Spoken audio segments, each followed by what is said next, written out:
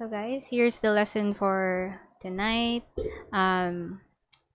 Quick overview lang na what have we learned like sa past two classes. And here, number one is yung basic Photoshop tools. Naturo ko sa inyo yung pag-use ng mga basic na tools for you to be able to be efficient in using Photoshop.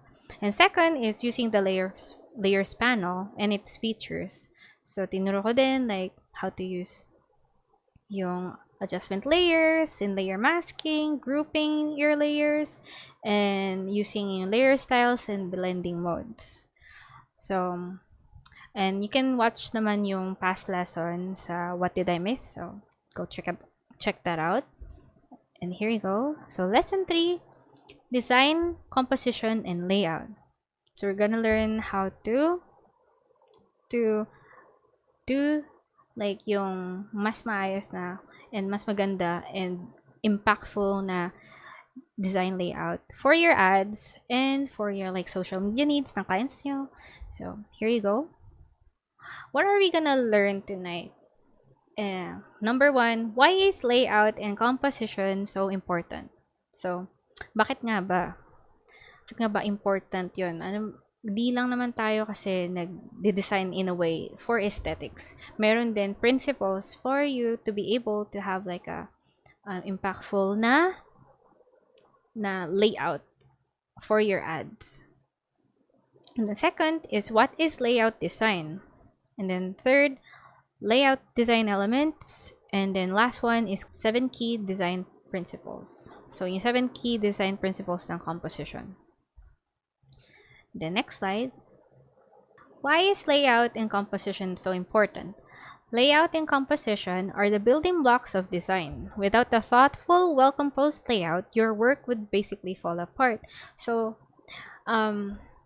ayun. Kailangan talaga natin na, we put thought in our designs and hindi lang tayo basta-basta malalagay ng kung ano-ano dyan without understanding and knowing yung basics of how to do a well-composed layout for your designs, for your ads, for your social media posts. So that is important. That is what you have to keep in mind. Then here it is. What is layout design? Layout design refers to the arrangement of visual elements within a grid in order to convey a particular message. The latter part of this definition is key. If a layout doesn't read well to the viewer, the design is ineffective no matter how trendy it looks.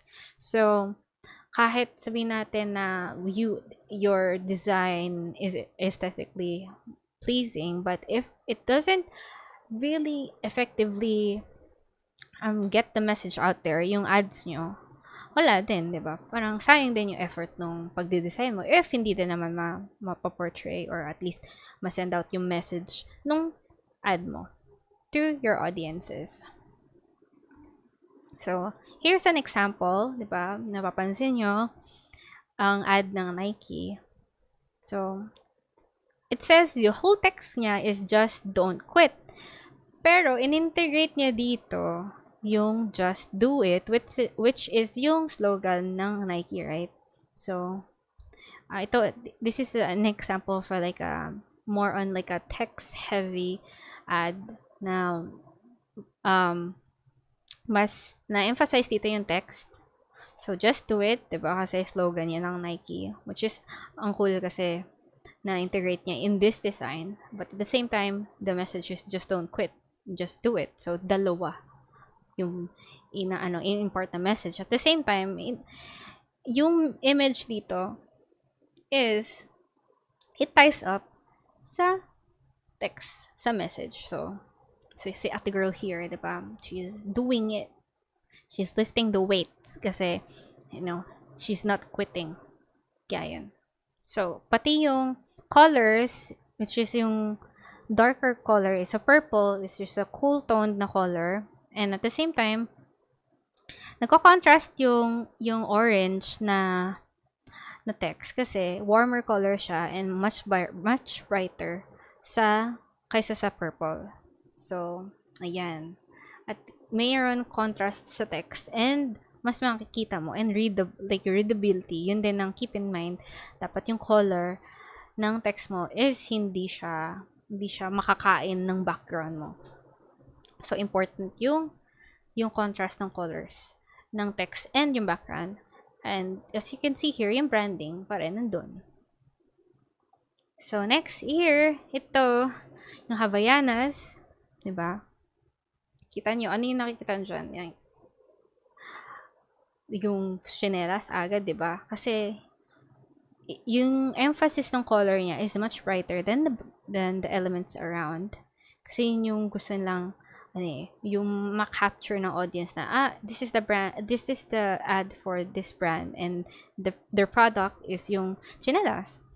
So, and then naka-incorporate din yung elements na beach elements kasi where do we usually use yung flip-flops or chinelas, 'di ba, sa beach? And knowing Havaianas, syempre ba, social na sleepers, mamahalin. So, integrate yung colors, yung color palette niya in a way like medyo classic and muted colors. Pero at the same time, since they want to emphasize yung product, ito yung slipper. Mas pop yung color niya, which is orange na orange, 'di ba? So, yan, kung ikaw tignan mo, it is something that you will caught your eye because sleepers yung Havaianas, so you would think Havaianas, of course, for beach, for using like when you go to the beach, when you go to a vacation na sa beach. So yeah, yung important din yung how to send yung message ng ad mo relating to the product, which is here, nakikita natin sa ad, it's related to like beach. Your product is related sa beach. And when people think of the beach, they will think of, oh, I need flip-flops, which is yung Havaianas, diba? Yun yung ad nila. Tapos next, ito naman yung Sperry.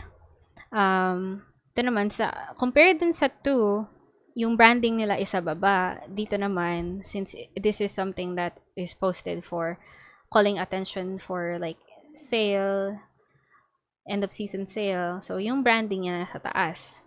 And then, as you can see, diba, naka-emphasize yung sale kasi nga, they want to get the audience attention na, sale pala tong Sperry. And up to 50% off. And, napansin natin, kasi tayo, we get caught sa una natin nakikita, which is yung like emphasized text. And then, sometimes, we tend to forget to at least read yung mga fine print. So, yung maliliit na text. And we thought, syempre, yung iba na nakaka-capture ng ads and they would go to a certain store. Tapos, kung meron kang product nila na gusto mo mabili pero sale, tapos sale. Tapos nalaman mo, pagdating mo doon, di pala siya sale kasi nakalagay dito sa ilalim, on select items lang. 'Di ba? So, yan din yung mga tactics ng mga ads At least they were honest still. Hindi nila, syempre magrereklamo yung tao. Parang, bakit naman sa ad niyo ganun? At least may transparency. So, important din yung pagka-layout ng text and how like big yung scale ng text mo. So, yung mga important, syempre, highlight, na-emphasize siya. And then, yung elements is related pa rin sa brand. Brand consistency kasi Sperry the more dark blue and white. And then, syempre Sperry caters like selling boat shoes. So, yung elements dito, nakikita nyo, related to the sea. Diba? May hook, may boat, may fish, may waves. Yeah, there we go. Ito naman, more on emphasis sa text.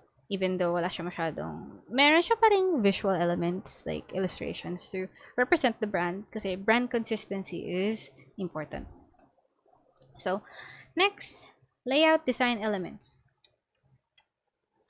In graphic design, Layouts may contain a number of different elements. These are some of the most common design elements that contribute to layout.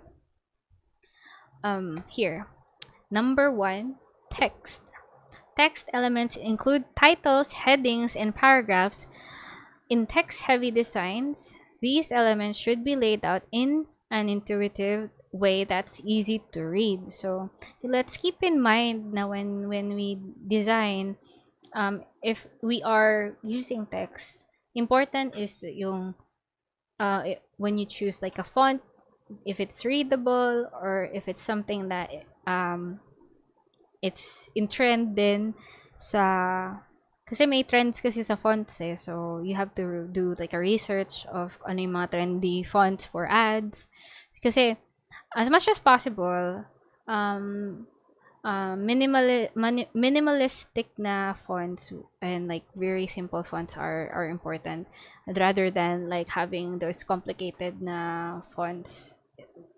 Keep in mind na readability is important when it comes to trying to, of course, like do a layout, and you have to put some text. Just like here, itong sample na to, 'di ba? Bold yung font niya. And since trend kasi sa sports are more on like bolder fonts kasi syempre strong, like sports is related to like of course strength and stuff like that. And so yung kanyang font na chosen is very bold, very like eye-catching. So find your fast, sabi.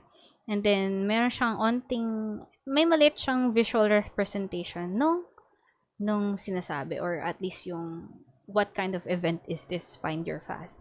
So it's a marathon.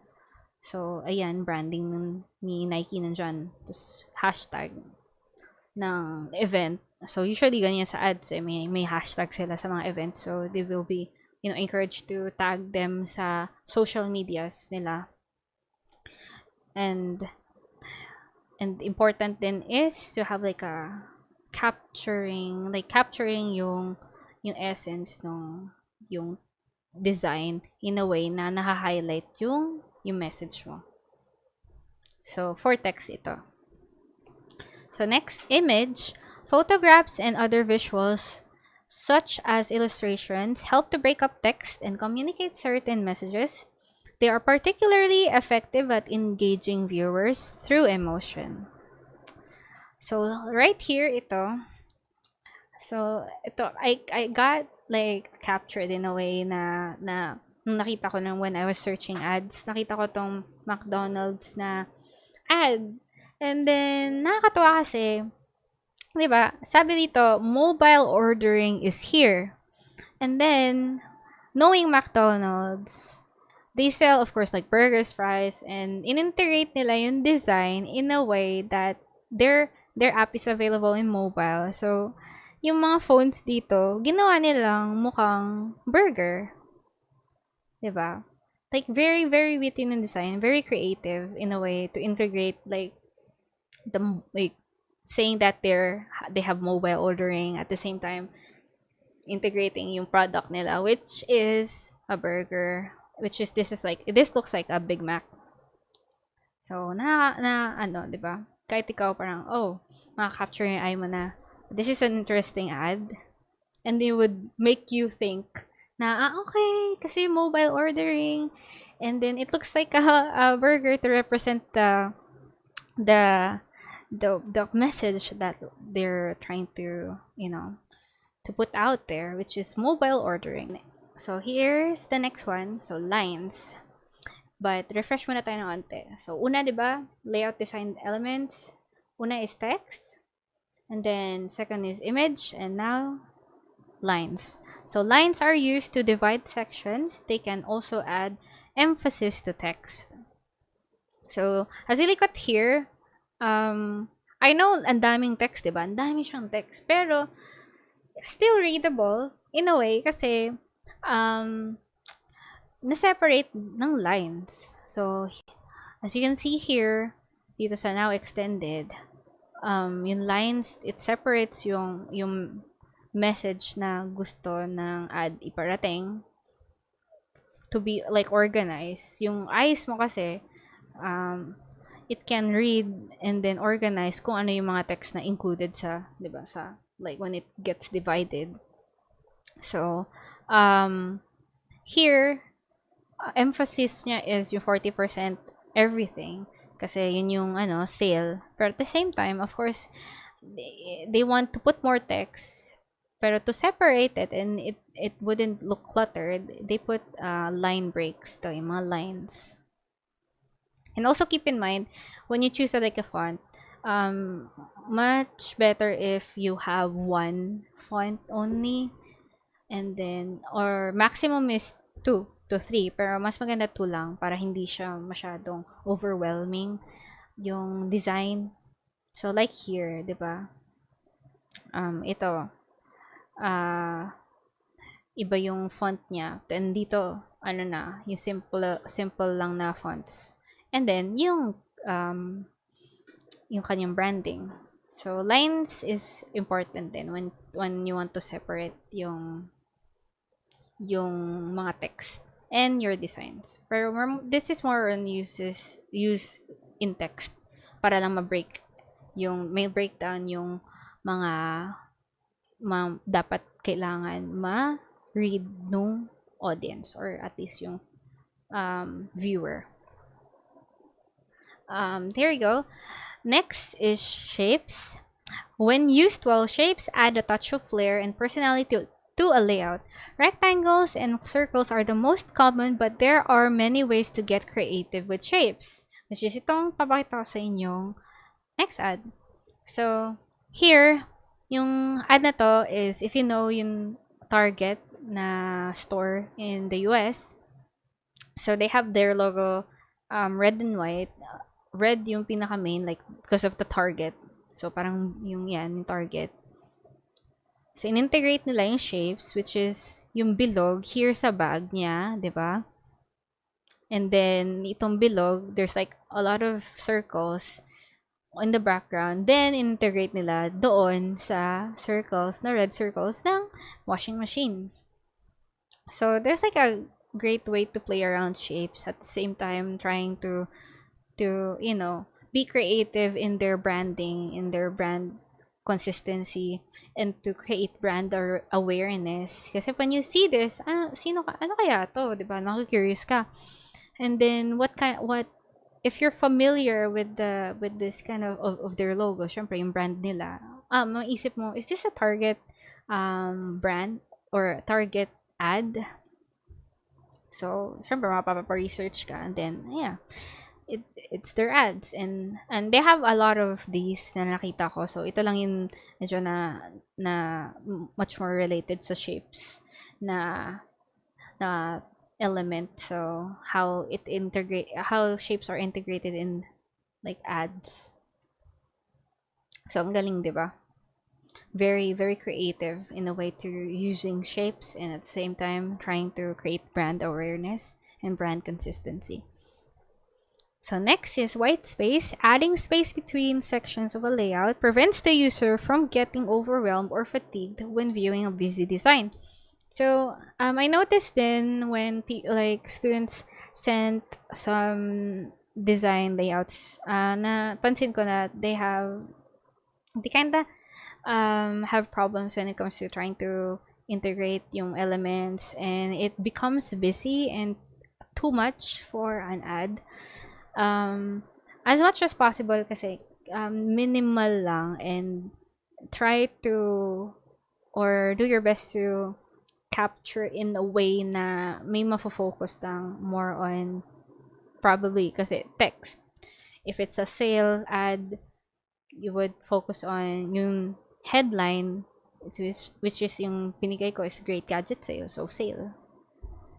And then integrating yung elements in a way na para lang ma-tie up yung ad mo to represent yung sinasabi no text or yung headline. So, here, like this, diba? Parang, sa tingin mo, parang daming nangyayari kasi may hati-hati pa siya. Tapos may ano dito, may tomatoes, may honey. Pero, in a way, mapapaisip ka, kasi visual representation siya ng product. kung anong ingredients ng product. But at the same time, look, ang liit nung font, 'di ba? Nung text niya. Kasi they want to focus on the visual. But at the same time, they still want to put text to tie up the design. So, pero look at the white space, yung spacing ng it's good spacing. Spacing dito, and still tie up like yung elements ng design sa isang focal point. Like, it's in the middle. Kasi if you want to see or make your audience look at the visual and try to understand yung what kind of ad is this, or what is this ad telling me. And then, since sabi, diba, real ingredients, premium potato chips.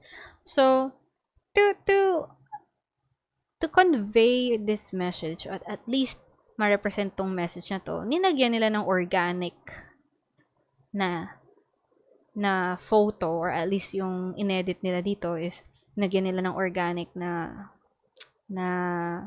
stuff, which is yung tomato, and then yung honey, kasi sabi real ingredients eh. So, kaya nilagay nila yung visual representation ng ingredients. Which is ito din sa kabila, sea salt and balsamic vinegar. So, may salt dito and then may vinegar dito. Sinasabi real ingredients. So, they use real ingredients in their product. So, they have the visual representation of the ingredients, which is really, really, really creative way to do it. And nilagyan nila ng sections, and at the same time like using the space, and hindi siya kalat. Parang ni-retain niya yung shape nung chips. So hindi siya masyadong parang lumagpas in a way para balance pa rin yung itsura nung layout niya. At the same time, using like pops of colors, like yung visually appealing colors to emphasize yung ad. Diba dito blue kasi para kitang-kita yung salt, and here naman since dark siya, nilagyan ng pop of yellow para emphasize yung object na to.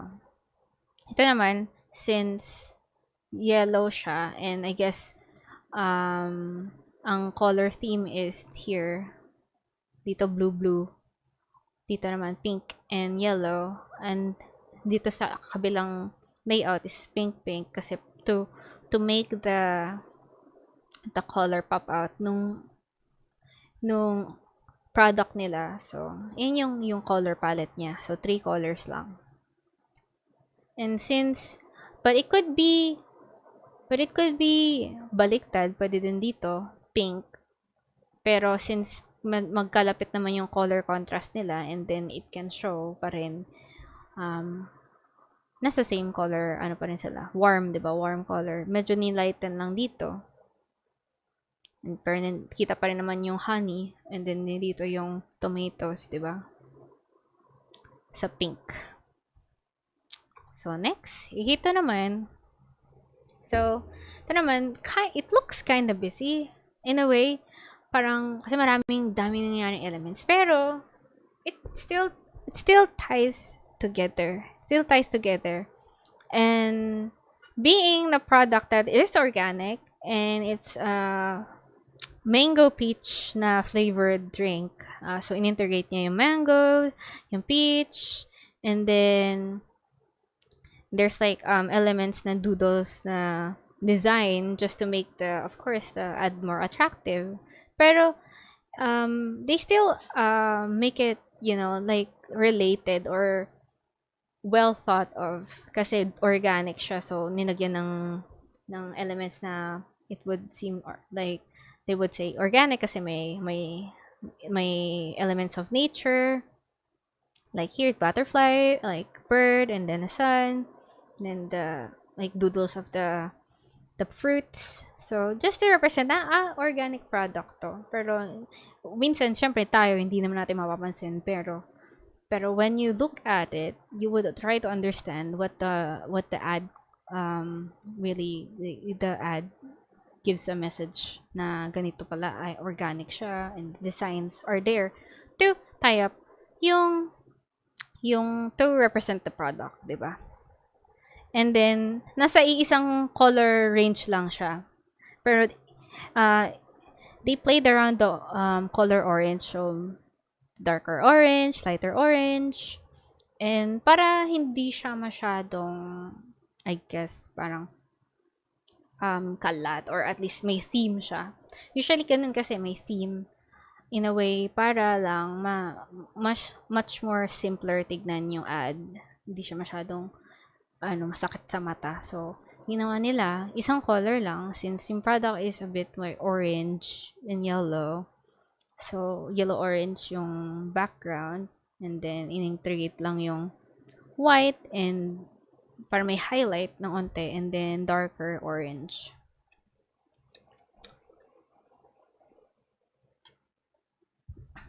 Keep in mind the format and context of a design determine how these elements are implemented in a layout.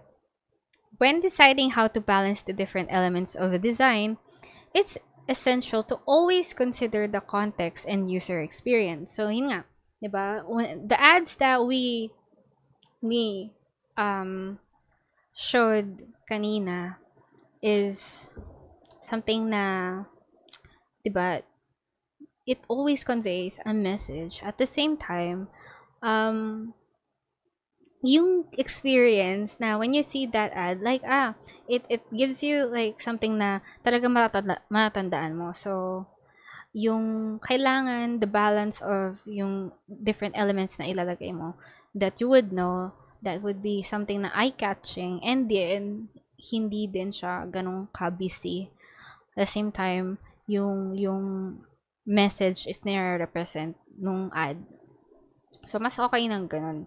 Na at least, keep in mind na yung designs mo should be something na hindi masyadong overwhelming for the audience, and they would understand what kind of ad are you like trying to make, or at least yung representing na ad, yung representation na ad mo.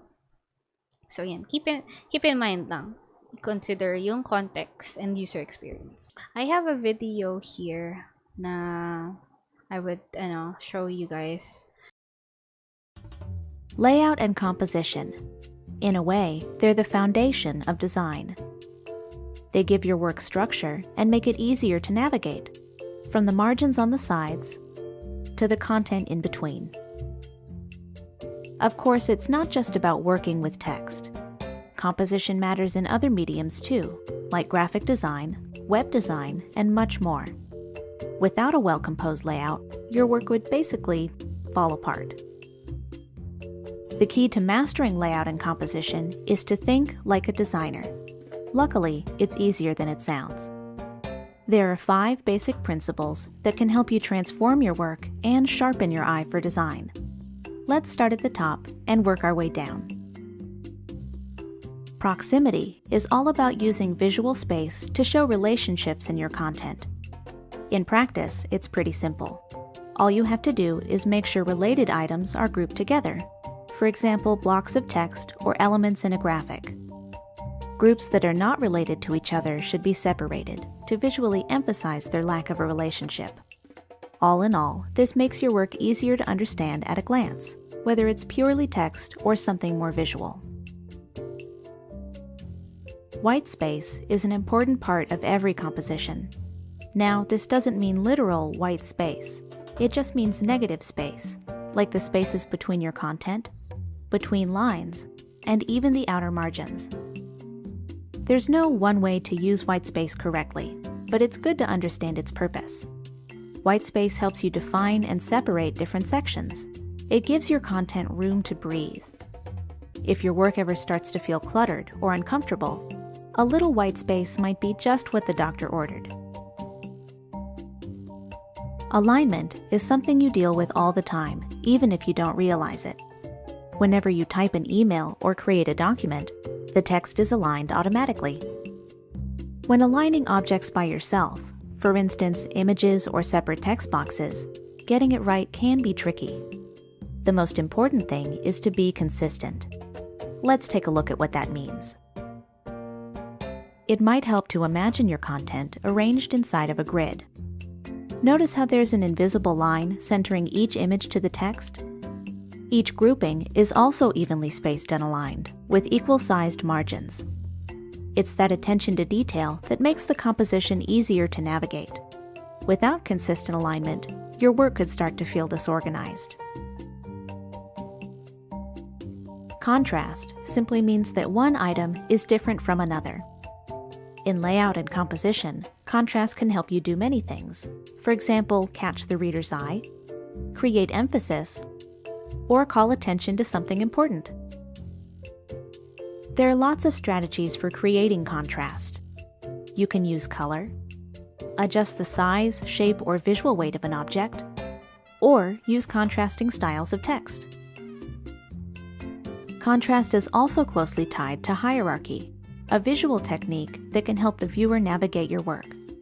In other words, it shows them where to begin and where to go next using different levels of emphasis. Establishing hierarchy is simple. Just decide which elements you want the reader to notice first, then make them stand out. High-level or important items are usually larger, bolder, or more eye-catching in some way. Repetition is a reminder that every project should have a consistent look and feel. That means finding ways to reinforce your design by repeating or echoing certain elements. For instance, if you have a specific color palette, look for ways to carry it through. If you've chosen a special header style, use it every time. It's not just for aesthetic reasons. Being consistent can also make your work easier to read. When the viewer knows what to expect, they can relax and focus on the content.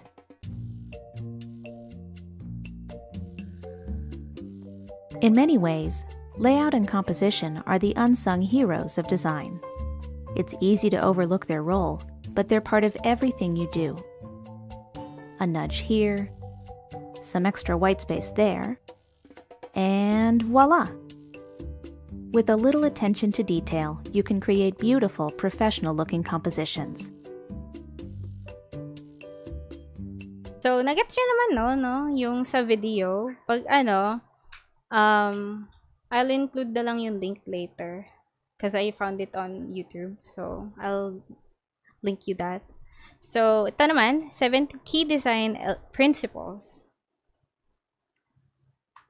There. So, parang yun din, pero dinagdagan lang ng onte yung principles ng composition. So, na-tackle din doon yung hierarchy, di ba? Dito naman, yun. Scale, first one to keep in mind is yung scale. Draws attention to design elements, creates emphasis, di ba? Yung scaling. So, it's either your text or your image. Kung ano yung gusto mo talagang i-represent yung sa ad mo. It's either text or image. Hindi pwedeng both kasi, syempre, maguguluhan yung audience. Ano ba talaga yung nire-represent niya? So, and then, second is yung hierarchy. Helps users to navigate your design, signals the importance of different elements. So yun nga, yung header, yung subtext, tas yung elements. So, mamaya, I'll show you yung work na ginawa ko. Then, next, yung negative space. Leave blank space between elements to give it some breathing space. Yun. So, we should keep in mind yung mga elements natin, hindi, alam mo yun, yung hindi siya sobrang dikit-dikit, or at least, ma-layout mo ng maayos. Para, alam mo kung saan titingin dapat una yung tao, and hindi dapat siya masyadong, let's say, kung sabihin natin gusto mo yung space, lahat yon sa isang focal point lang. Pero, you should keep in mind pa rin yung onting spacing nila with each other. I will show later what I mean. So, yun. Direction. So, yung direction din ng eye.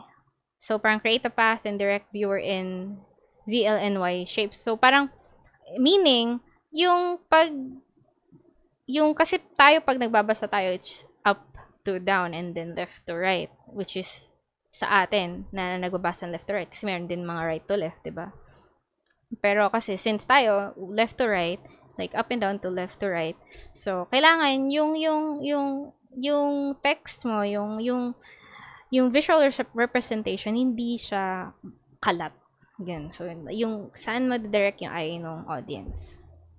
So then repetition helps to tie elements together within a composition and adds consistency. Either sa elements na pare-parehas yung theme or elements in a way yung shapes mo, and then yung sa branding, ganon. And then contrast, light versus dark, thick versus thin. Adding contrast helps make design elements pop. So, yun, napansin natin yung mga ads, 'di ba? Either yung text nila is lighter kasi yung background nila is dark, and then lighter text and then dark background. So, yun, keep in mind din yun. And then balance proportions within a design that distributes elements equally. Symmetry is a perfect balance while asymmetry creates tension. So, yun. So, that's symmetry. Usually, symmetrical is good para may balance yung design mo. Kasi pag walang balance, mahirap intindihan din yung tao yung design mo. So, ayun, I found some of it sa mga nagpasa sa akin, and syempre, I don't want to discourage naman na ay parang yung design na to. So, I try to limit pa rin yung sarili ko to comment na in a way na encouraging, pero yun nga, napansin ko na yung weakness is yung layout and design. So, I figured na bakit ako magtuturo ng Photoshop if yung students ko naman hindi sila familiar to layout and designing. So, 'di ba? In-integrate ko na din yung layout design at the same time teaching everyone to how to use Photoshop and integrating Photoshop with it. So, yan. So, ngayon, I'll show you guys. So, habang binubuksan ko, mayroon ba kayong questions? Ganyan. Questions? Nice. Napasayo. Please teach us also the important how to use that grid lines. Oh, okay. Sige. I'll show you guys yung ginawa ko earlier. So, usually when I open, either yung Photoshop when it loads. So, if you want to open a recent document, you can always, kasi minsan, hanapin pa natin sa folders, di ba natin? So, yan, quick tip. You can always click file and then there's like open recent. So, yan, nakita nyo, ang dami kong work, di ba? SM. So, yan. So, yan. Wait lang. Ayan. So, minsan, kapag minove ko kasi, so, hindi na niya nahanap yung last na location eh. So, drag ko na lang. But you can always click yung PSD or Photoshop document and drag nyo lang sa Photoshop. Then yan. Ito yung ginawa ko. So,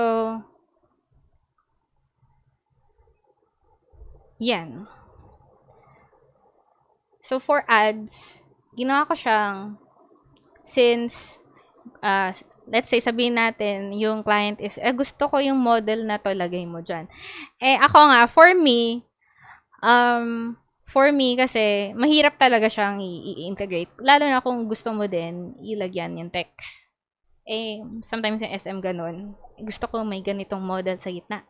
Ganun. Gusto ko may ganyang model. So, pero for me, either yung model dito is nakaupo, ganun. Depending sa layout. Pero since si ate girl yung sample natin, ganyan yung ginawa ko. So, ginawa ko is, in-emphasize ko yung sale. And then, ganito ako mag-layout. Ginigrid kong ganyan. So, yung middle, I use ruler. So, Control R. Yan. For shortcut, Control R. Yan, lalabas. Pag gusto mo hide yung, yung rulers mo, ganun din. Just press Control R. So, and then, if you want to, like, put some grid lines, click nyo lang yung side na to. If you want, like, a vertical na grid or line. So, yan. So, unlimited yan kung ano na. Kung gusto mo talaga, kung talagang gusto mong malaman kung pantay ba lahat. Ganun.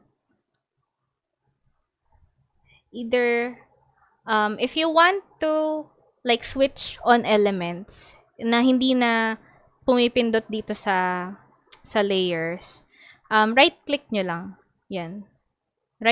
Right-click nyo lang. Tapos, lalabas yung options kung ano yan. Kung ano yung mga na ano ni Photoshop na, ano ba yung clinic niya. So, yan. Binibigyan ka ng option to choose which one do you want. So, Great Gadget. Yan. Yung text na Great Gadget, I want na siguro aligned yung grid sa kanya or yung line. Yan. Nagsasnap siya automatically. Yan. So, if gusto ko naman si Sale, mag-snap yung line. Control, ano lang, ito. Right-click and then click yung Sale, yung text. So, nagsasnap na siya. Snap. And then dito.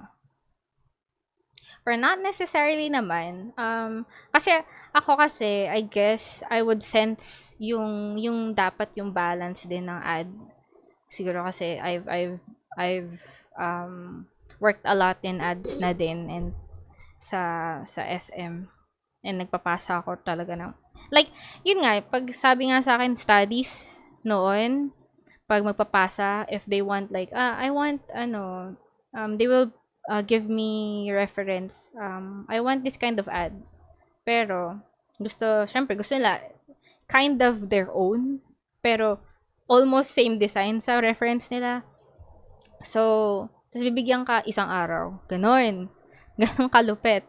Tapos sasabihin pa sa'yo, 2 study. So, study means, bibigyan nyo sila ng options. Ganon. Kung anong klaseng, sa binigay nilang reference. Kunyari, it's either different fonts na you will use, or it's either yung background. So, yan. Ganyan lang naman ako. Simple lang naman ako mag-grid. Para lang alam ko saan yung gitna ng dito sa vertical, and then yung horizontal, alam ko din saan yung gitna. So, to hide yung rulers, kung na-asar ka, hindi mo masyado ma-visualize. So, control, semicolon lang. Yung katabi ng L sa keyboard mo, yun. Yan.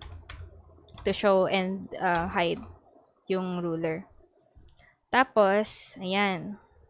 So, ito yung ginawa ko. Kasi, di ba yung binigay ko na reference is, lang siya, minimalistic. So, ito, parang minimalistic siya na ad. At the same time, yung text heavy, pero at the same time, may visual representation ng images. So, di ko siya nilagyan as much kasi napansin ko sa iba, sobrang dami nilang nilalagay na na items, which is hindi naman necessary. Ang important is yung lalagyan mo na kasi Great Gadget sale. So, gadget means syempre yun, phones, yung Apple Watch, yung Beats, ganyan. So, not necessarily i-include mo lahat, ganon. Pero sa akin kasi medyo yung mga maliliit nang na items yung nilagay ko para kasi yung emphasis niya is yung sale para ma-attract yung tao na sale pala. Tapos anong klaseng sale? So Great Gadget. Parang kanina sa Sperry ad, 'di ba? Parang end of season sale, ganon. So nilagyan ko ng hindi siya dikit na dikit. Pag nilagay mo ganyan, parang ang hirap basahin. So, wala siyang space. So, minumove ko talaga siya ng, yan, para lang mag-create siya na parang separation sa, sa tinitignan ng tao. So, usually, syempre, yung subtext nila is get great deals, yan. Maliit. So, dito lang sa gilid. Either, gusto nila emphasize yung sale nila na event, and then at the same time gusto din nila malaman ng audience na ano pala 50% off. Pero yung para ma-attract yung tao na sale pala ng gadgets.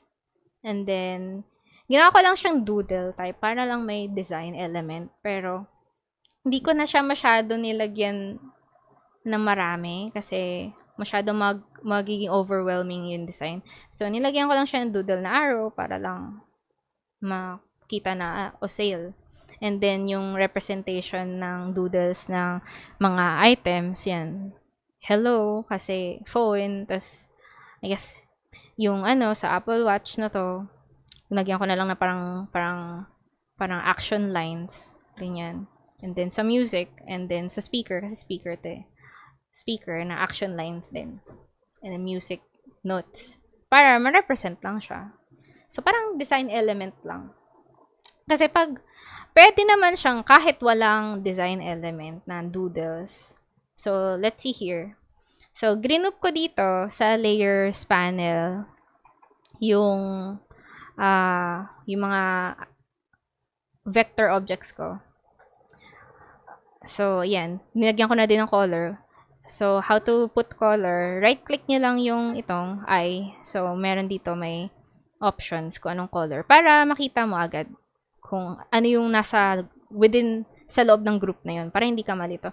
I organize myself sa Photoshop kasi when it comes to like putting more elements, malilito ka talaga.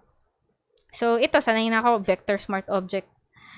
Lahat, 'di ba? Wala siyang ano 'yan. Pero minsan para lang malaman ko, hide ko na lang 'yan, yung sa mata. Or either if specifically ayokong diyan, parang mag-iisa-isa pa ako, i-right click ko na lang yung object. Right click yung object. Tapos yun, vector smart object siya. So, yan. You can move it na. So, yun lang yung trick dun. Para hindi mo nahanapin dito. Pero kapag gusto mo lang may mawala na element para ma-check mo ay bagay ba or hindi. So, ganyan yung ginagawa ko. Ino-organize ko lahat. Kasi napapansin ko sa iba kong ka-work, kasi pasahan kami minsan ng kunyari, ng work, hindi organize yung kanilang, Photoshop. Parang, na-OC ako. Kasi nga, mahirap kasi, magiging inefficient ka kapag hindi mo ino-organize yung layers mo. Paano kung patanggal sa'yo ni client yung mga elements na yan, ayaw niya pala. Tapos, hahanapin mo pa isa-isa. Gusto na niya. Now na. Ganun. Ganun ka-demanding. Now na, gusto ko ng revision. Ganun. Kala mo magic. Akala nila magic yung Photoshop. Pero, it hurts. Pero, wala tayong gagawa. Ganyan talaga ang pagkakaintindi ng mga client sa mga paggawa ng mga ads. Pero, sabihin natin, ayaw niya ng doodles. Ayaw ni client ng doodles. So, ginroup ko na siya. Though, ito, yan. So, yan. Ayaw ni client doodles. Diba? Ayaw niya ng ganyan. Even though siya naman na magsabi na gusto niya may ganyan. Mapansin niya parang hindi niya pala trip. Di papabago niya. Paano kung ang dami mo na palang doodles na lagay or elements, tapos hindi mo group? Diba? Hahanapin mo pa. Hanapin mo para i-turn off. Ako, I don't delete yung mga, kunyari may papatanggal lang. Hindi ko na lang dinidelete. Kasi, para in case na magbago na naman isip ni client, ay parang gusto ko ulit yan, 'di ba? Paano na-delete mo na? So, yun yung good tip din for very like efficient way to be organized, and at the same time hindi ka din ngarag kapag pinabalik sa ni client yung kasi parang gusto niya makita kung wala or meron. So, yan. Kung gusto lang niya, simple lang, minimalistic na ad, nawala na yung mga doodles. So, try ko na lang i-balance. Ganyan. So, hindi ko siya nilalagay dito kasi masyado na masikip. Alam, medyo naglag yung Photoshop. Anong nangyari? Hello, Photoshop? Hello? Naglag? Kasi 300 dpi. Tapos may mga vector. Naglag po siya, mga kaibigan. Hala.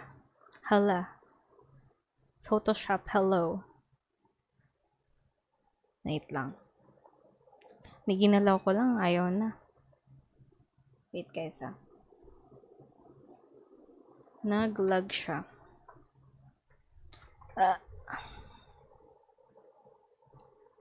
So, pag ganyan, nangyari guys, task manager nyo lang, tas end task. Yan. Ganyan ginagawa ko. Pag nag-lag si Photoshop and hindi mo siya ma-exit, may tip na kayo. Pag nag-lag and ayaw mag-exit ni Photoshop, at least alam niya na. Ganyan lang. So, bukas nyo lang ulit.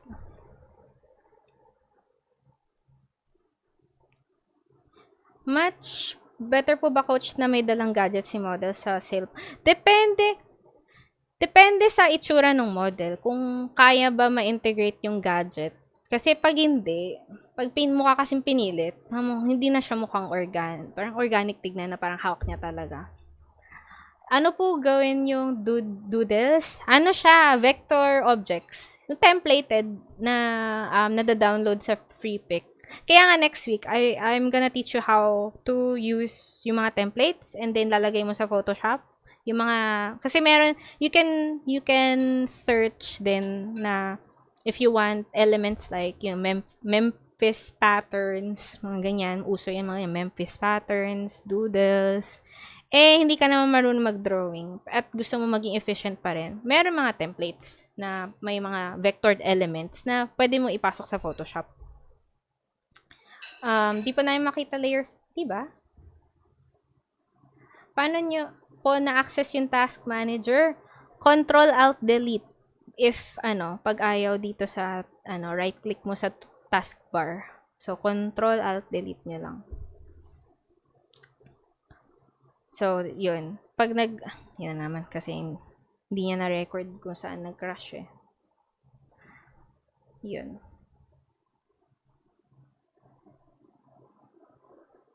Yan. So, balik ulit. Di ba? Di ba kita yung layer ko? Kita ba or hindi? Ayun. Paano nyo po na-layer yung vector doodles? So, sa akin, since, di ba, pansin nyo, kung saan yung top, nasa top siya. Kasi since, naman siya, hindi naman kailangan depende na lang kung gusto nyo like, put behind yung vector elements. Let's say ito, i-move ko to. Gusto mo parang nasa likod siya. I-arrange mo lang siya in a way. Yung items ko, ito yung items ko, 'di ba? Very organized talaga ako, guys. Yung items ko, ito, yellow color. So, yan. So, pag tinanggal mo para lang ma-check mo, yan. So, gusto mo, nasa likod siya, bababa mo lang. I-arrange mo lang siya. So, nandito na siya sa likod. Naka-cover po sa video ng zoom. Okay. Sige. Ito, ayan. Ayan. Kita nyo na, guys. Ayan ang layer panel ko.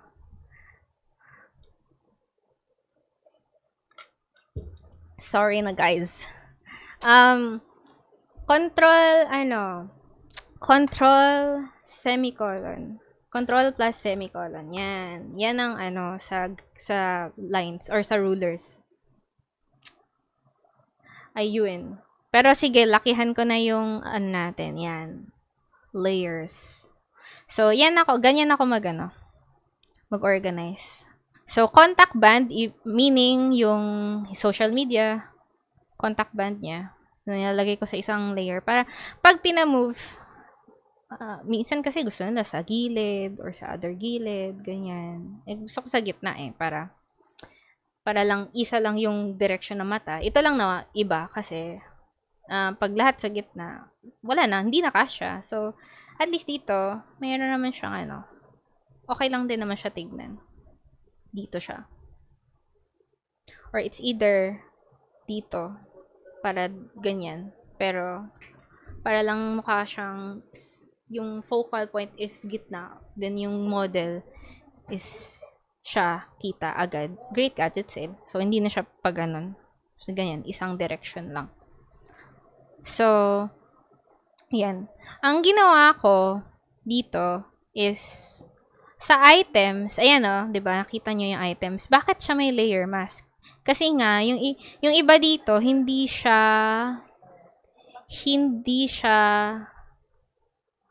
transparent. Or at least may kasamang iba. Coach, paano yung app? Palabasin. Control, semicolon. Or Control R. Control R yan, yung grid. Pero pag yung grids, like this, yan, yung mga lines, control semicolon. Pero pag yung ruler, control R. So, yan. So, integrate ko pa rin dito, guys, yung layer masking, which is yung naturo ko last time. Para lang hindi, kasi efficient way din yun mag-crop. Ako nga, minadali ko lang to eh. Yung pag-crop nito eh. Or at least kasi transparent na siya. Kaso, nung nahanap ko tong transparent na photo, meron siyang phone na kasama. Gusto ko lang to. 'Di ba? Ito lang yung gusto ko. Hindi yung likod ng phone. So, ang ginawa ko is, nilagyan ko siya ng layer mask, which is, okay, delete ko Delete layer mask. And, siya? Smart. Kasi smart object siya eh. Ito. Smart object. Okay? Sige.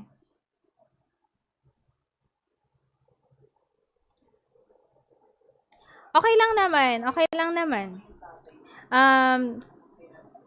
Okay lang naman ibang Photoshop. And may posted naman lang akong lesson para makahabol ka. Hindi naman tayo nagmamadali dito. So, step by step, guys. Step by step. Kung gusto niyo i-review muna and then mayroon naman ako practice na homework that you can do. So, ayun, to catch up. So, hindi naman tayo nagmamadali. So, yun lang. Kulayan yung ang cute kasi dito. Kulayan yung mata. Right click. Yan. So, yun. Right click and then may mga colors dyan para lang organize siya. Para makita mo kung ano yung group, yung items, or at least yung layers na nasa group na yun. So, yun. So, paano mo tatanggalin to without trying to, diba, ayaw natin i-crop ng, let's say, i-rasterize pa. Kasi pag ni-rasterize mo na to, kasi pag in-edit mo, wala na. Or, if in-erase mo, wala na. Hindi mo na siya makita. Paano kung gusto mo lang i-keep yun? Or at least, siguro, gusto ni client yung isang option na ganyan. Ganun. Kunyari lang naman, kung may item sa photo na binigay niya, dalawa, gusto mo i-crop yung isa.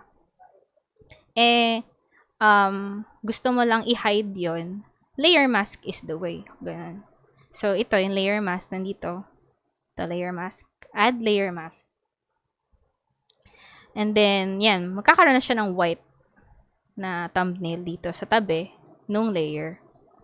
So, 'di ba na I teach na, or I taught na if black siya, black yung kunyari ilalagay mo. So, yung foreground and background color natin is black and white. So, pag you entered layer mask, pag click mo yan, let's say ito, baguhin ko yung color para alam nyo lang na nasa pag-click ko tong thumbnail na to, sa layer mask thumbnail, nag-iiba siya, diba? Black and white. So, to hide, so I'm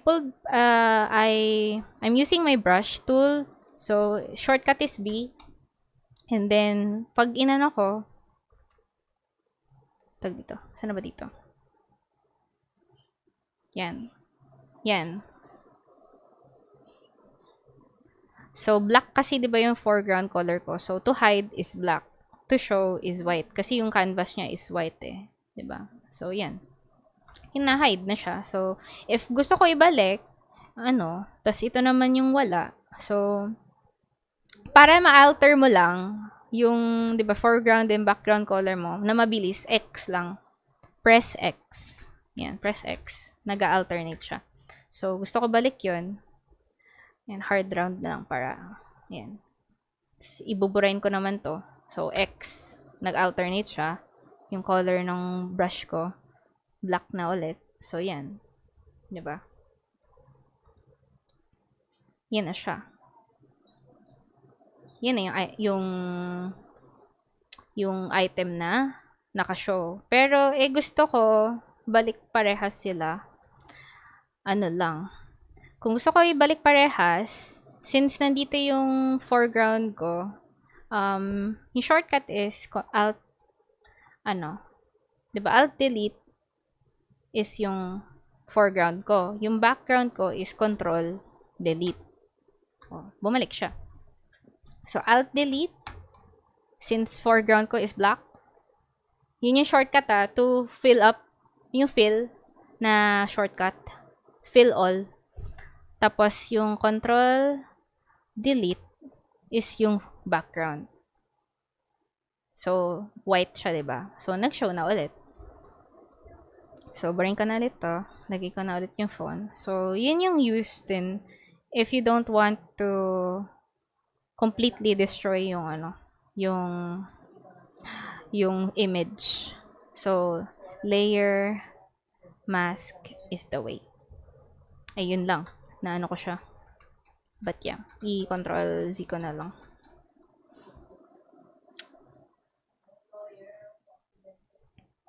Yan. So, kinonvert, di ko siya ni-rasterize kasi nga, pag ni-resize mo, at least, hindi masisira yung pixels niya. Lalo na if high quality yung photo. Kasi once na na-rasterize na siya, lalo na kapag gusto mo, parang i-adjust pa yung effect. Kunyari, let's say, itong gray na text, gusto ko siyang lagyan ng effect, which is like drop shadow, ganun. And then, double click nyo lang yung layer or yung text. Yun, lalabas na yung layer style.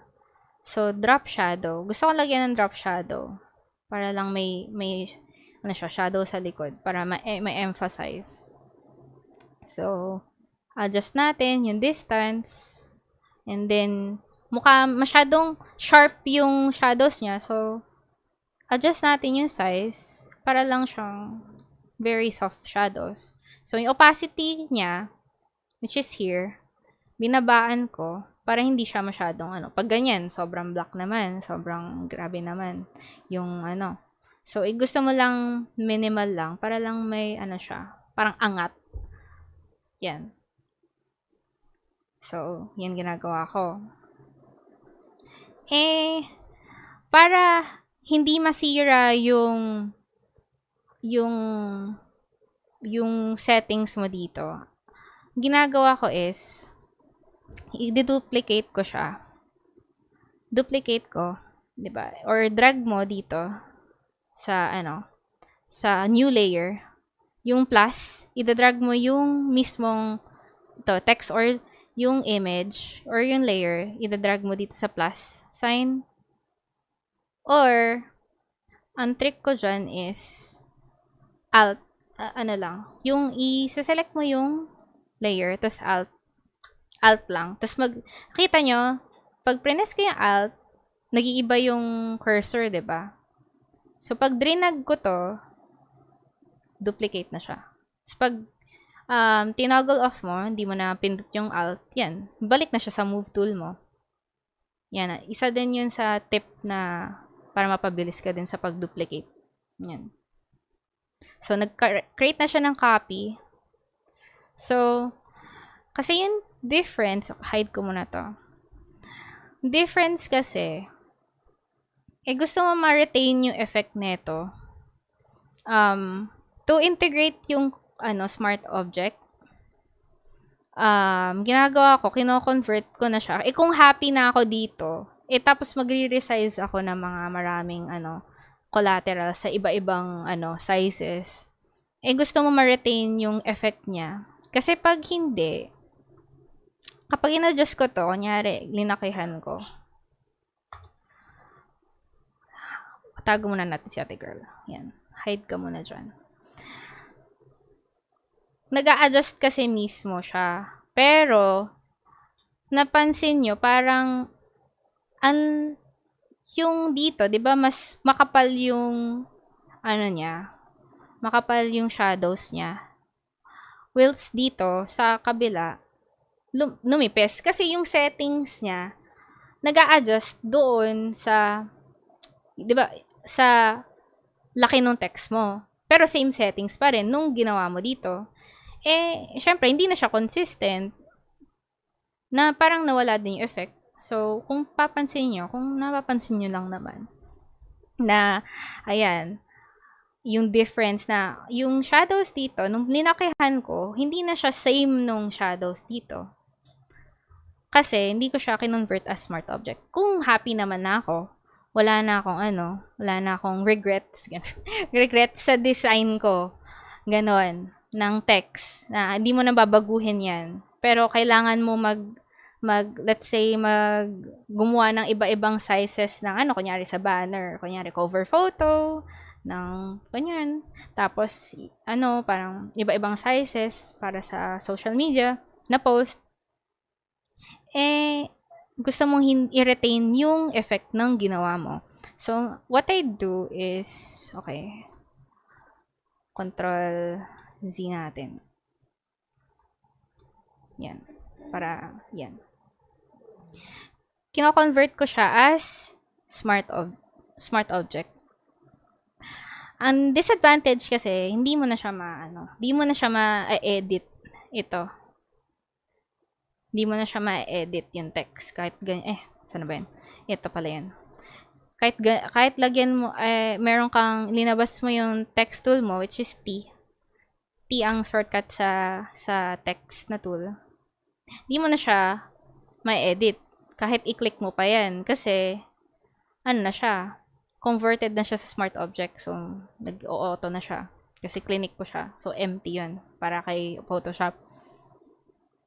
So, pag in-adjust ko to, may retain niya yung same effect. Ayan o. Pansin nyo. Though, problem kasi hindi ko kasi siya masyadong inayos. Pero, yan. Ganun ginagawa ko. Kino-convert ko siya smart object. Pero, yan, nandun pa rin yan. Nandun pa rin yung effect niya. Same pa rin, di ba? Same siya na effect. Hindi siya lumiit or hindi siya na-minimize kung nung nilakihan ko. So, pag niliitan ko, yan. Although kasi manipis kasi yung text niya eh. Nangyari. May mali na akong ginalaw. Wait. Yung RGB ko. Yan. So, yun lang. Pero, depende naman yun sa kung anong text nyo. Pero, yun lang yung sa smart object para lang ma-retain yung effects sa kunyari, sa kahit ano. And then, pag ni-resize mo, hindi mag-a-adjust ng auto. Kasi hindi siya nag-auto-adjust sa laki eh. So, yun. Yun yung ginagawa ko. Yun yung pag-integrate ng smart object. So, may mga trick din akong ginawa dito. Pero, hindi ko na kasi na demo. Pero, itong mga doodles na to, hindi siya talaga same colors. Kasi, kinuha ko siya sa sa iba-ibang vector na files. So, nilagyan ko siya ng overlay. Kasi, gusto ko lahat white. Doodles niya white eh, 'di ba? Pero pag tinanggal ko yung cover overlay, iba-iba siya. Kasi iba-ibang sources ko kasi kinuha eh. So, tamad na ako kung tinatamad na ako i-convert kasi mapapadagal if i-color ko pa sa Illustrator, pag-change color ko pa sa Illustrator siya. Kasi sa Illustrator kasi galing to. Vector kasi. So, pag change color ko pa, doon, mas hindi ako efficient. So, ang ginagawa ko, ginugroup ko na lang siya sa isang, yan, group. Tapos, i- i-double click ko, which is, lalabas yung effect, cover overlay. Ayan. Nagiging white na lahat ng elements ko. So, if adjust ko, 'di ba, to black, or yan, to black, lahat sila black na din. So, yan, efficient way to, to color yung same elements, ganon. If it's gonna be solid, ganon. Pwede din naman siya gradient na overlay. Ganyan. Tapos, wait, medyo yan. Pero iisang direction nga lang siya do. Isang direction lang. So, yan. So, pwede din ganun. So, yung sa group mo, na niya yung elements, di ba? Nako-color niya lahat.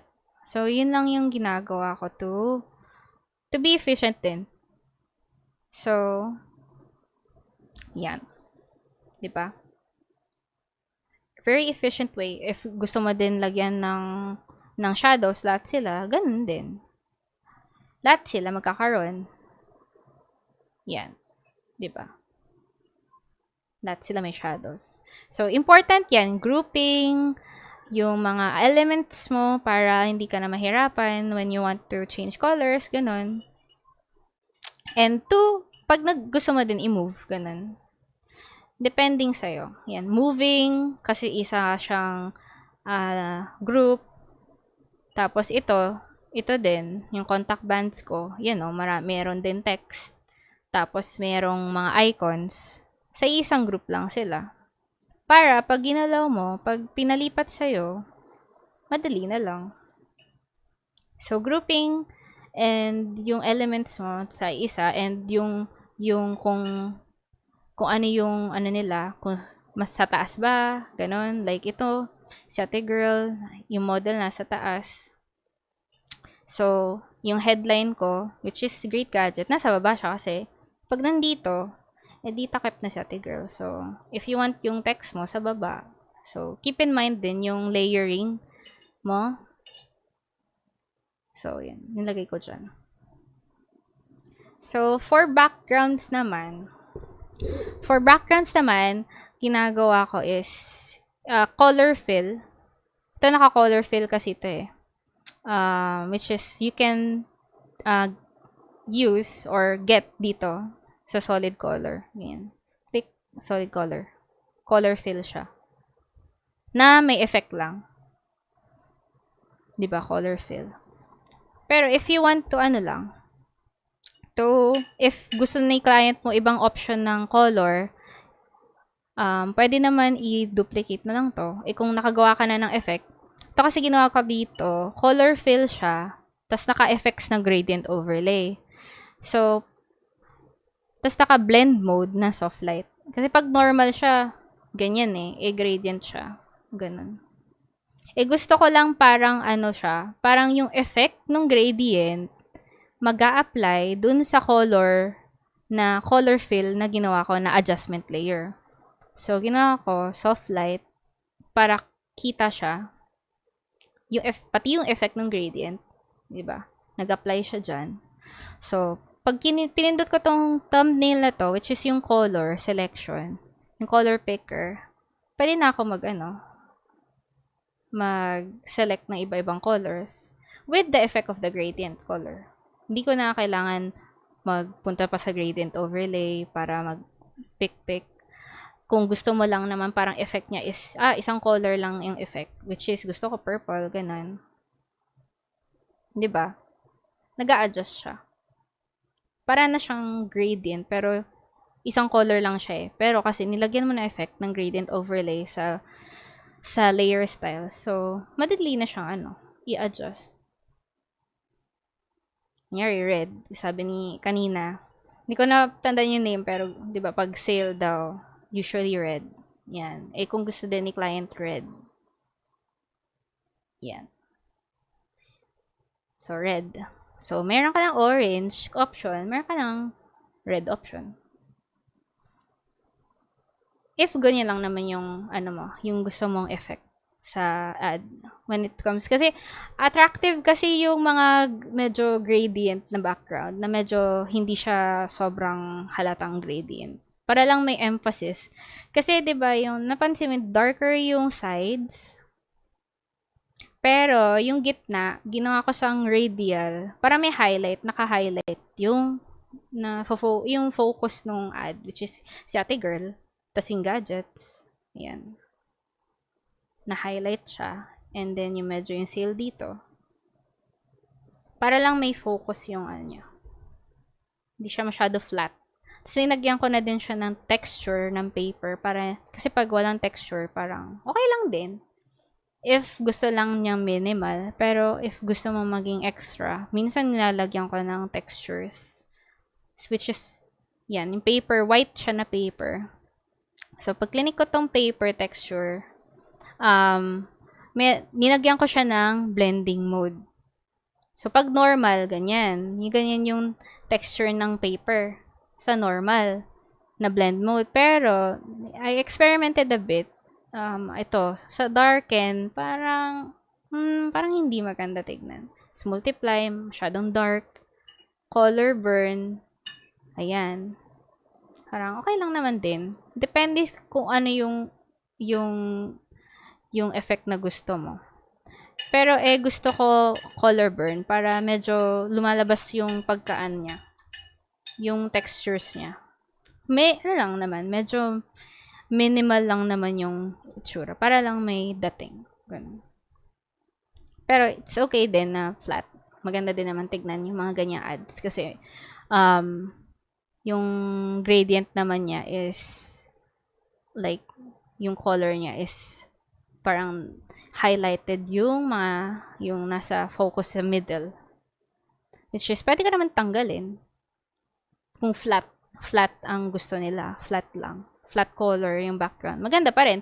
Pero ang importante is yung yung pag-pick mo ng colors para to grab attention. Kasi kapag dark yan, 'di ba, parang medyo patay. Kung gusto mo mag-capture talaga or like eye-catching, yung mga warm colors usually. Yan, yung mga light color and yung warm colors. Pero depending pa rin. Adjust mo din yung yung sa colors ng text, pwede din na-adjust yan. But you have to learn yung sa mga color palette. Kasi di ko na din matuturo masyado yung mga ganun aspects. But I want lang yung integration ng Photoshop at the same time, how to layout then how to do yung layout. But, do your, yung own research when it comes to color palettes, ganun. Kasi madaming reference for that. And you will learn din kung paano and experiment din sa ng colors. Pero usually yan, mga warm colors para mas eye-catching. Tapos pansin nyo, 'di ba, pag sa mga food, napansin nyo red lagi, Jollibee, McDo, KFC, red. Kasi yung red color kasi attractive at the same time, sabi nila nakakagutom daw yung color red, sabi. Yung kumbaga yung logic niya. Pero hindi naman yung pagsuot ng tao color red, hindi naman gano'n. Hindi yun. Yung meaning lang sa food, okay? Hindi in general. So, di ba, mas attractive yung warm colors in pagka-orange niya. Ito. So, nilagyan ko lang effect ng gradient para lang siya may depth. May depth sa design. So, yun. I guess yun lang naman yung yung in-integrate yung adjustment layers and yung groupings and then yung blending modes. Yun. So, pwede naman tayo mag Q&A. So, if may questions kayo, yun, welcome naman yung questions. May they have questions, guys? Para lang, I can answer na. I can answer some questions.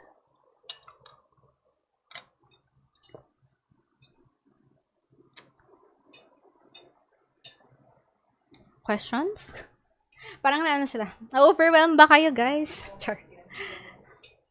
Di ba, coach, kapag nag-adjust ka ng elements mo, dapat naka-hold lagi yung shift? Depende, ano ba, scaling ba yan? Scaling? Kasi, alam ko kasi sa recent Photoshop, automatic na siya, na nasa scale na proportion. Pero, sa 2020 kasi, hindi na siya kailangan. Na in-update yun ng Photoshop. Tapos, pero sa ibang Photoshop na hindi 2020, shift talaga. Pero kasi ngayon yung shift na parang, yan, nasa skew na siya, na distort na siya. So, ngayon, yung update niya kasi, very easy na. So, kahit anong ganyan mo, hindi mo na kailangan press yung shift. Yung press ng shift to distort. Pero yun, sa ibang Photoshop, ano pa din siya? Shift. Ano to? Saan nga pumanap yung paper texture? Google mo lang. Paper texture. Yun. Madali lang yun. So, hanap ka na lang ng mga free, ganun. Tsaka high quality. Para kung gusto mo ng mga ganong effect. Kasi, parang for me, it adds a great touch to some. If you put textures on it. Like, for me. Kung gantong mga ads, kasi simple lang naman. Ano to? Tulad nung ginawa kanina sa pag-adjust ng Great Gadget na text. Ano yun? Yun ba yun? Yung naka-hold shift? Coach, ano yung ibig sabihin ng vector? Sige. Since may nagtanong na, gusto ko kasi discuss yun sa sa next. Pero, para lang alam nyo. Ayan.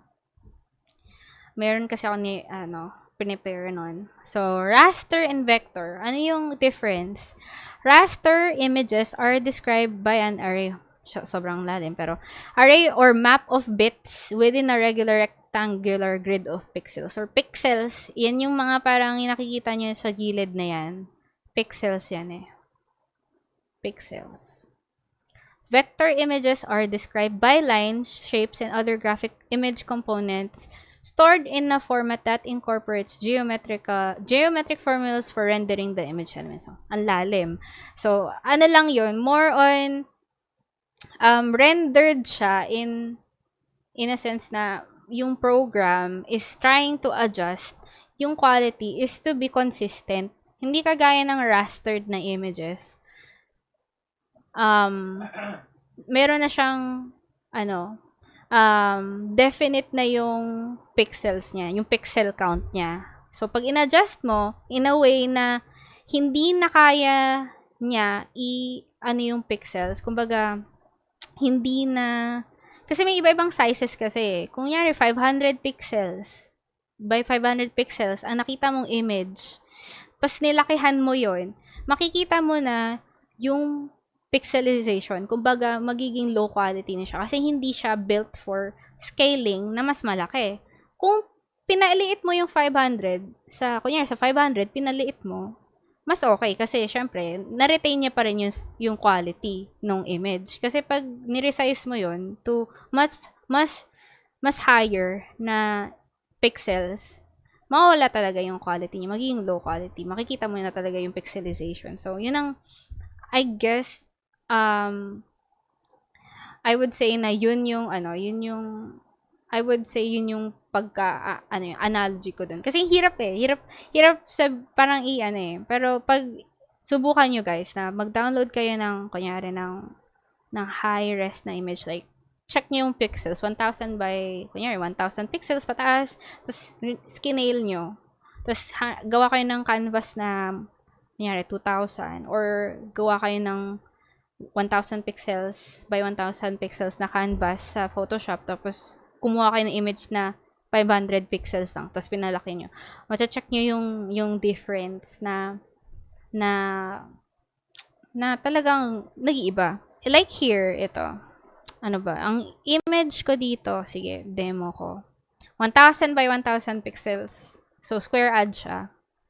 So, let's say, gawin ko is ito. Kasi ito, ano bang, ano to? Pag ni-resize ko to, ayan o. Kita nyo? So, yung size lang niya, pag ganitong kaliit, ganda pa rin tignan. Pero, kapag skinale ko siya na malaki, since di yung image na to, hindi siya high quality. Ganyan na siya, itsura niya. Hindi mo siya mariresize ng ganyang kalaki. Kasi, mababa yung pixels. 'Di ba? Nagets nyo ba, guys? So, nung kinuha ko tong image na to, maliit lang siya talaga. Which is, tama lang naman to be seen as, pag pinalit mo, maganda pa rin tignan. Pero pag pinalaki mo, hindi na kasi, hindi na kinakaya ng pixels niya to adjust to be high quality na image, 'di ba? Na-pixelate na siya. Yan ang tawag na pixelate. Pixelated. Yan. Wait, catch up ako sa questions. Yan. Yung sa smart objects ba nakakadagdag sa file size yon? Oo, kasi in a way, parang retaining kasi yung quality eh. So, yung iba, pero yung iba, ginagawa, ang smart objects, if, kunyari, ang nakakalaki kasi ng file size ito, yung mas maraming elements na nakaseparate, mas malaki yung file size. Pero yung iba kasi, if they want na okay na sila sa sa ginawa nila, ginawa nilang smart object. Kunyari, ito, okay na ako dito, convert to smart object. Isa na lang siya. Pero hindi mo na ma-edit. That is, lang. Siguro, if may mga clients kayo na gusto nila yung layered files, and you don't want them to tamper yung kasi may iba gusto nila kinukuha yung layers, tas yung design, syempre binayaran nila yung design mo, tapos kinuha nila yung layers, tapos ayaw mo matamper yung unless gusto nila sila mag-edit, ginagawang smart object yung mga text, ganyan, for them to be easier to resize, ganun. Pero, ayun, para isang element, parang isang, lang siya, layer. Dun lang naman. Kasi, habang mas dumadami, mas dumalaki yung file size. Kasi, syempre, na yun, yung elements mo dumadagdag, dumadami. Okay. Magkano charge ng ganyang ads? I would say, depending sa client mo, kasi ako, din ako kumukuha din akong projects for like small businesses, ganyan. Ang charge ko for layouts is 1,000, ganun. Pinakamababa na yung 500 kung ko lang parang syempre pag kaumpisa pa lang niya, ganun. Tapos pero depending pa rin kasi sa yung gusto nila na mangyari. Kasi pag gusto naman nila ganito bongga, gusto nila parang yung ads nila ganito, kung bongga na ads, syempre you will adjust din sa charge mo kung ano yung gusto ng client. Kasi ako, when it comes sa logos din, siguro pinakamababa ko na 3K. Yun na, na ako doon, parang, pero, simpleng logo lang yun. And depende sa client mo kung gusto ko logo ko, kung may mga, kunyari sa gaming, may esports na team, na logo, or kung gusto na medyo complicated, or gusto nila parang may representation ng kunyari ng brand nila, tapos iisipin mo pa, syempre yung time and effort mo din, yung isipin mo, wag kang mahihiya mag-charge na malaki if sa tingin mo yung worth nun is yung syempre yung work and effort mo. Don't charge yourselves na parang, don't charge them na sobrang baba and then sanay sila na ganun. Usually logos are like pinaka minimum is 5K for like small businesses, ganun. Syempre kung gusto lang pag mga large scale, pwede ka naman mag-charge na mas malaki. Pero mga small businesses yun, 3K to 5K or pag layouts is 500 to 1,000, depende sa pa-layout nyo. So, pataas na yun. So, wag nyo i-charge sarili nyo under 500 kasi kawawa din kayo kasi syempre yung effort nyo. And at the same time, yung revisions, meaning yung papabago sa inyo, yun din.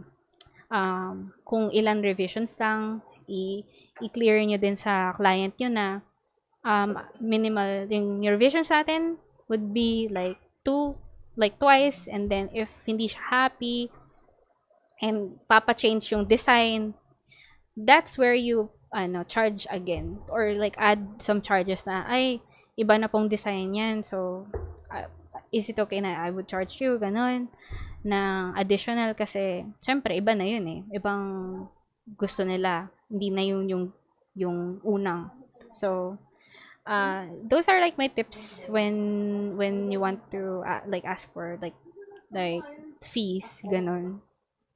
Para sa Filipinos kung yung Filipino clients, pero pag international clients, okay lang na i-charge like much more higher. Yung mga logos, like $200, ganyan, pataas. Kasi, dito kasi iba yung charging natin kaysa sa international clients Pero, charge in a way that you think yun yung nung effort mo. Yun yung sa work mo, yung worth nung work mo kasi. Kasi don't be na parang kasi hindi ka makakuha ng client kapag ganito. And at the same time, syempre, yung quality ng work mo din, yun. That you think na, if I charge this, and then yung quality ng work ko would be something na, would mesh na okay, and they would see na worth it to na ganito yung bayad sa'yo. So yun din na mapoprove mo din na if you charge like this and then you deliver this kind of dun ma-appreciate din nila yun.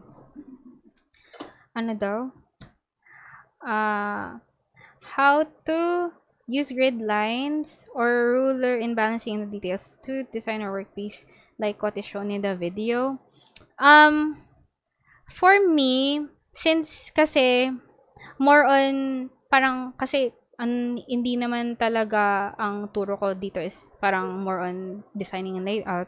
Parang i-integrate ko lang din kasi Photoshop talaga yung pinapaturo sa akin. Pero kasi napansin ko, and I want just to share na how to really use Photoshop efficiently when it comes to design para din sa ads, para din hindi lang Photoshop na tinuro ko para kayo na lang bahala. Pero I want to, of course, impart yung knowledge ko about that. Pero you can always research naman and very basic kasi hindi talaga matuturo lahat in one go when it comes to like this kind of trainings.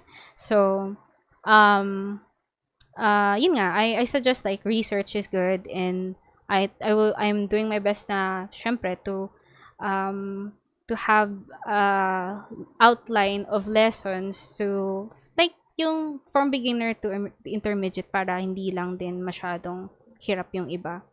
So, ayun lang naman na kasi if kinuha ako as like parang tuturo talaga in like as design, pero kasi Photoshop and Adobe applications ako, so hindi ko din fully matuturo as in yung principles nun. So, yeah.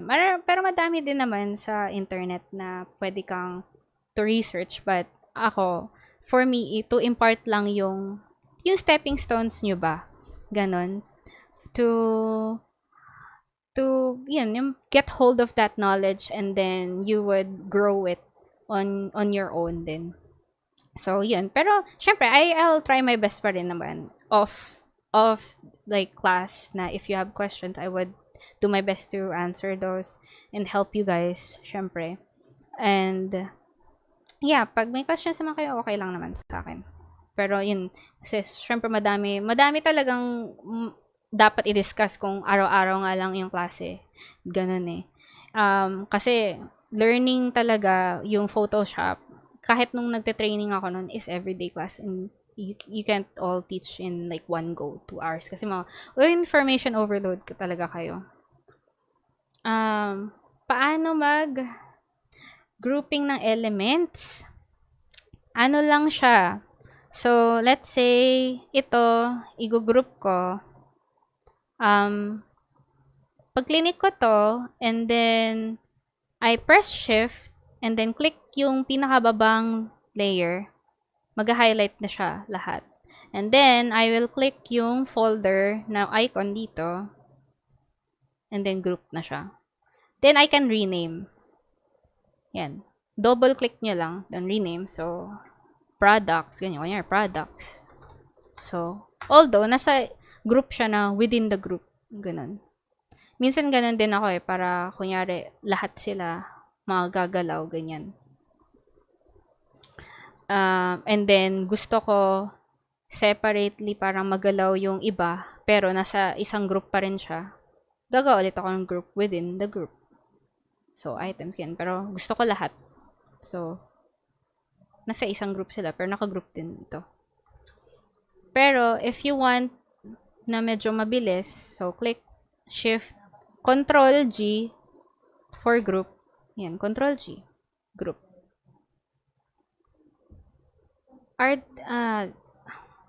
Sige lang. Kung meron pang kasi naman recorded naman eh. Are there clients also require specific file size of a project?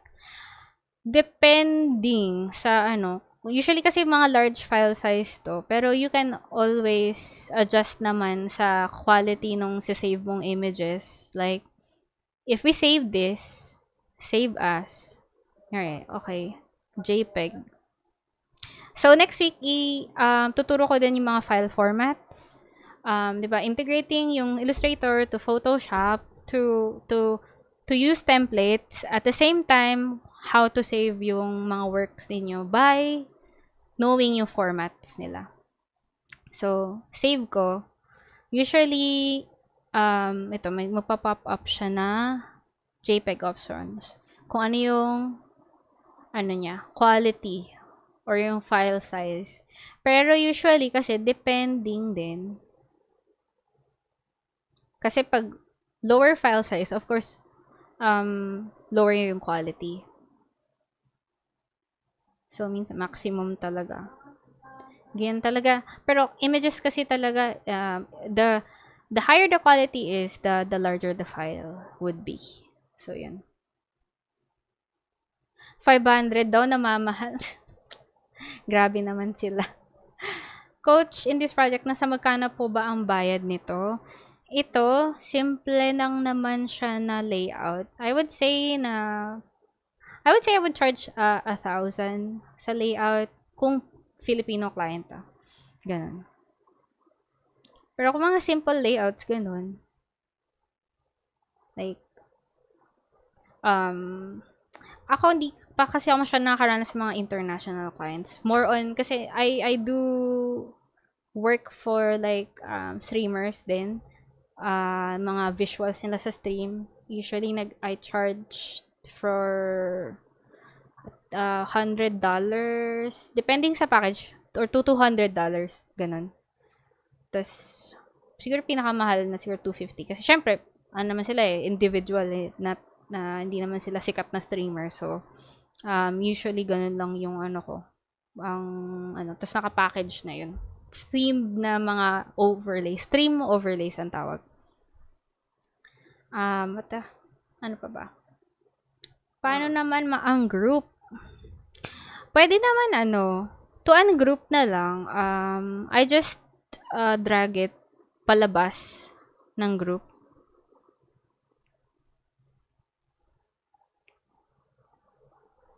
And then, ni-delete ko na lang siya.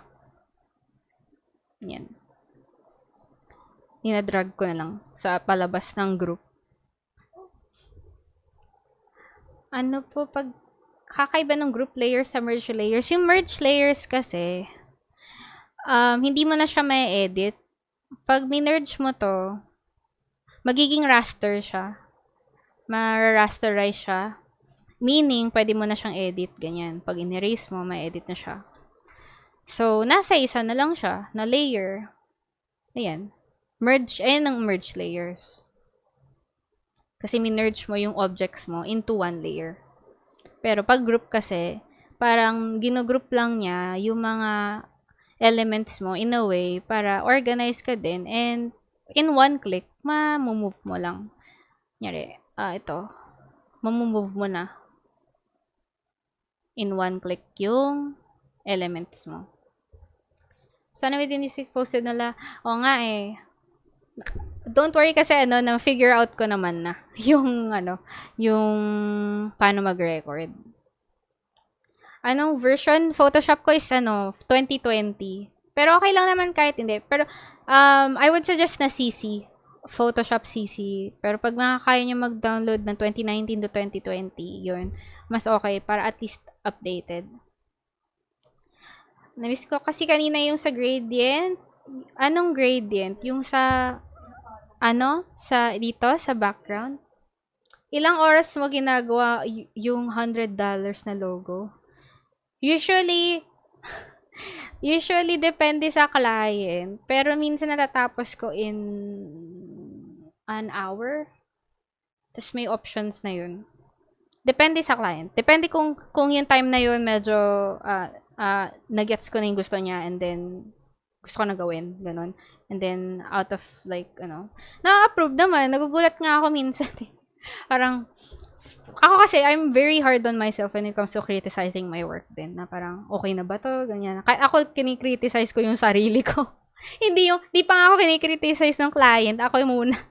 So, okay din yun in a way, para alam mo na, di ka na masyado overconfident na, kaya ko to, ganun. Pero at the same time, kinikriticize mo pa rin sa sarili mo. Okay na ba yan? Tama na ba yung balance ng elements na to? Pero pag pinapasa ko naman, parang, para sa akin, parang, relief na at least nagugustuhan nila. May mga logo na within 15 minutes na nagagawa ko. Kasi simple lang. Na-approve naman. Parang bayad na kaagad. Parang, okay, ganun lang pala yun. Kadali. Ano ba? Pwede na rin po $200 sa isang hour. Hirap kitain sa employment, di ba? So, maganda din like mga side projects yung mga lalo na mga small businesses ngayon, uso. Minsan lang na may mga nagcha-charge na iba. Meron pa lang nagbebenta 150 pesos sa logo. Parang, ano daw? Pero mga lang yun, mga templated, ganun. So, parang minsan tuloy, bumababa yung tingin sa mga graphic artist na parang, ganun lang pala, mura lang pala yun eh. Pero, hindi po. Depende po yun sa design and kung anong gusto mong ma-achieve sa design ng logo or yung layouts or ads, ganun post. Sige, guys. So, ayun, na din naman question, Q&A lang naman ako. So, ayun. Wala naman na kayong questions, no? Sabihin nyo lang and may feedback form naman kung meron pa kayong gustong matutunan or at least ma-discuss ko sa next. And naman to they call this recorded naman to. So, pa-post ko. Hopefully, tomorrow ma-post na. And there. Wait, nasa na ba? Send everyone. Ito yung yan. Homework. Sa ngayon, kasi yung iba hindi nakapagpasa Tapos yung iba, nagpasa sa akin, nag-comment ako. Improve na lang yung pinasa yung designs. And I want something na balance yung elements. Since naturo ko naman na yung composition and layouting composition, improve nyo yung designs nyo. Yung sa mga hindi pa nakapagpasa, at least, diba, alam nyo na yung gagawin. So, ganito lang naman yung peg niya. Which is na post ko dun sa graphic design. May doodles, tapos, di naman exactly ganito. Kung may model kayo mahanap, mas better para ma-experiment kayo ng a bit sa layouts and then pasa nyo sa akin yung work ninyo and then I'll comment kapag kunyari may improvements na kailangan or if your layouting is okay, ganun. I hope na-post na po yung first recorded video. Nasa na ata? Kasi kanina, pinasa ko. And nagkakaroon kasi kami ng problem sa file size and sa uploading. So, nung isang araw napasa ko na, okay, Vince, hindi siguro na-post. So, dapat pala ipopost ko sa, mm ayun. So, ayun guys. See you sa next class. And, yeah, if may questions pa kayo, like, you can directly message me naman. And, hopefully, makita ko yung, yung sa mga layouts. Kasi, onte yung nagpasa. Siguro nga kasi, hinihintay nila yung video. So, I apologize din na nagkaroon ng kasi I'm trying to, learn din. Kasi hindi pa ako masyado familiar sa recorded na and then papasa, ganun. So, yeah, apologize sa delay. And hopefully, tong week, hindi ko naman kayo binamadali sa homework. So, take your time and to learn din. And then, pasa nyo lang sa akin and I'll comment. So, yeah. Thank you guys and hopefully ma-upload ko to agad.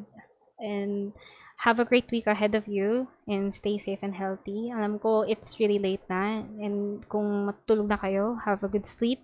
And yeah, yung sa feedback form pala, ito. So good night guys and I hope na may na-learn kayo sa I know it's overwhelming lalo na ang hirap talaga i-tackle yung layout and designing kasi syempre yung knowledge done is by experience and by research. So, yan. I hope na at least na-impart ko yung basics nun. So, yeah. Hopefully, makita ko yung mga works nyo this week. And, yeah. Para improve natin yung, nyo. If you're aiming to, to have like a career in graphic design. So, yeah. Naka-stream ka pa po. Ay, we love PS because of you na. Wow! Thank you guys. So, good night. If you wanna, I'm gonna end the session. So, hopefully, ma-record ko na tong and ma-upload ko na. Good night, guys. Thank you for being here. Appreciate it. Ag-stream ba ako ng games? Yes. Gusto nyo ba ako i-follow? Pa-follow nyo ba ako? Pero, medyo ako ngayon eh. Opo. Sige. I-link ko na lang. Hindi ako sa Facebook, pero may Facebook din ako. I-search nyo ako. Nasa naman. Nasa dyan. Ay, mali. Na-direct message pala. Kasi nag-auto siya. Yan. Hello Coach. Nakita kita sa stream ni Coach Madge. Oo! Kaya ako nahanap ni Coach Madge dahil sa streamers audition niya. So, pinasok niya ako dito. Ka-coach sa Gamers Channel. May Gamers Channel pa sa Discord. So, yan. Nakita niyo din. Nako, yari na. Joke lang. So, yan. Yan ang aking Twitch na channel. I've been streaming for 3 years na. 3 years. But, di ako consistent.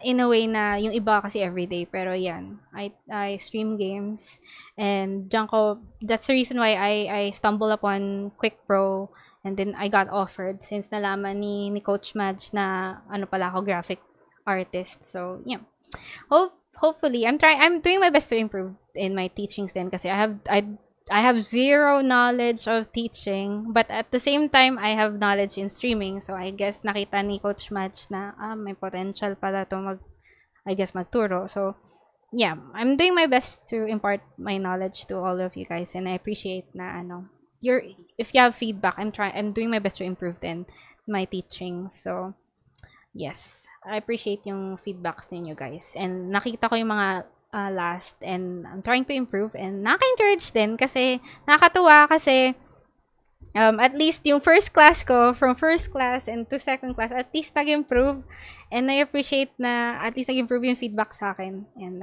I'm doing my best to at least pa rin improve my teaching kasi wala talaga akong experience sa coaching and I'm gonna be honest with that and yeah, step by step and for you guys to be able to learn more and I'm trying to observe din kung ano yung need sa freelancing talaga and integrating this kasi one session per week lang tayo, so hoping na yung mga major topics would be tackled. Kaya namukhan kita sa ano? Okay. Oo nga, gamer kasi. Familiar ka talaga since day one dito. Nakita nyo ba ako doon? So, kaya pala. Yes, nagva-Valorant din ako. So, yun. Ano guys, chichika ba tayo dito? Parang hilig yung magchika ha. Gusto ko yan. Mga chika doon. So, if matul na kayo, sige.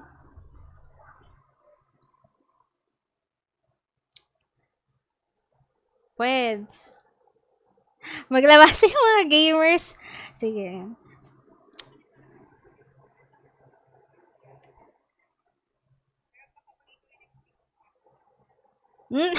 Pweds naman. Kasi ayun, para ma-get to know ko din. Kasi sobrang dami talaga. Di ako. Thank you po. Coach, wag ka magre-request ng video. Okay, ano daw? Katuwaan lang. Among Us, number 1 commentator sa stream ni Coach. Video okay. Nako. Talaga. May pa-video okay din ako sa stream ko nun eh. Alam yan eh. Kaya baka sige, pwede din na makisali, di ba? Ay, nako, yan. Laban pala tayo dito sa video ko eh. Ah, oo. Thank you din, guys. And appreciate you na nagsistay pa rin dito and magchika. But yeah, I'll see you sa Discord. And if, yun nga, I encourage everyone to, ano pa rin talaga, like, research. If I don't have, like, kasi alam ko, hindi ko naman lahat masasagot. Then, kasi dami nagchat-chat and daming students. So, as much as possible, I would. And then, yeah. Pero, research, and marami din naman dyan, reference. So, yun lang naman tip ko. And then, researching in a way to be aware sa trends ng graphic design. So, syempre, para mag-up din yung, yung knowledge nyo about sa visual na, yung nakaka-attract talaga sa people. Kasi maraming talaga ako nakita na medyo hindi pa sila masyadong familiar sa layouting and composition, and na-overwhelmed din ako sa pinasa sa akin. Sabi ko, hala, they need help. They need help and awareness para alam nila na yung trends natin iba na ngayon when it comes to sa mga ads. Yeah. Mhm.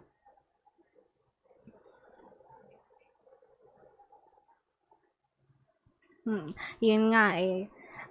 Yun nga. I'm doing my best din to impart yung knowledge ko to everyone. Kasi, oo, yun. So,